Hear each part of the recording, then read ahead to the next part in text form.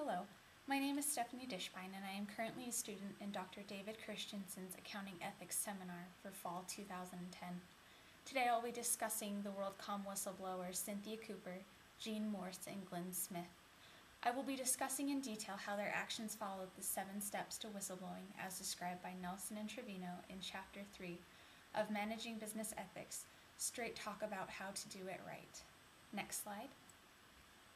When a timeline is presented, it becomes evident that the events leading to the discovery of WorldCom accounting fraud occurred in quick succession.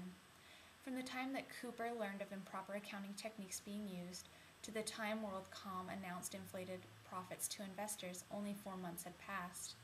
This timeline is taken directly from the article by Pulliam and Solomon in the Wall Street Journal. Next slide. In the textbook Managing Business Ethics, Straight Talk About How to Do It Right, Nelson and Trevino discuss 7 steps to effective whistleblowing. In this section, I will discuss these steps and how the WorldCom whistleblowers followed them. First, the employee should approach their immediate manager. If after this first approach, the manager does not address the problem, the employee should be sure to approach them once again. It is a good idea to write out problems in memo format. This can make it hard for the manager to forget or dismiss the problems. Cooper brought up her initial problems with Sullivan at a board meeting. She addressed her concerns about moving reserves around to improve profitability appearances. Sullivan dismissed her concern and told her to stay out of the issue. After this rebuke, Cooper did more investigation with her team and learned about the improper capitalization. She and her team approached Sullivan in his office to discuss what they had been finding. Again, Sullivan dismissed the idea of any accounting improprieties and told the investors to hold off until after the 3rd quarter to do any more investigation or bring it up to the board. Second, the employee should discuss the issue with his or her family. Family can provide valuable feedback mentally and emotionally to the distressed employee. Also, whistleblowing affects everybody in the family, so it is crucial that the family know exactly what is going on. Cooper was extremely close with her family as portrayed by the article. She talked with her parents multiple times about what had been going on at work, and they knew that she and her team were going to great lengths to investigate the issue, especially since they were staying after hours to do all the work at night. Smith also discussed the issue with his mother, who is a high school accounting teacher. He wanted her support and prayers in an extremely difficult situation he was getting into.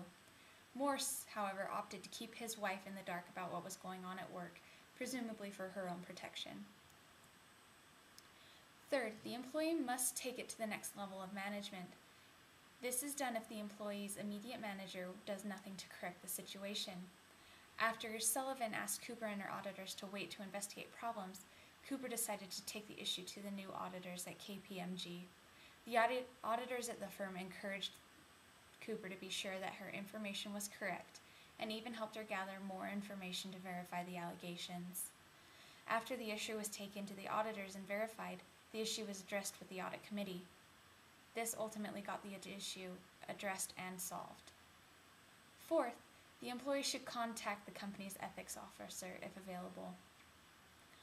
According to the article, within WorldCom there was no ethics officials to go to.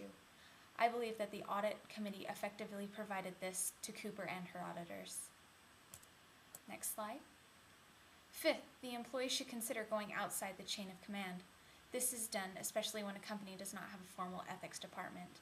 The employee must consider who would be or what other departments would be aware and receptive to his or her concerns.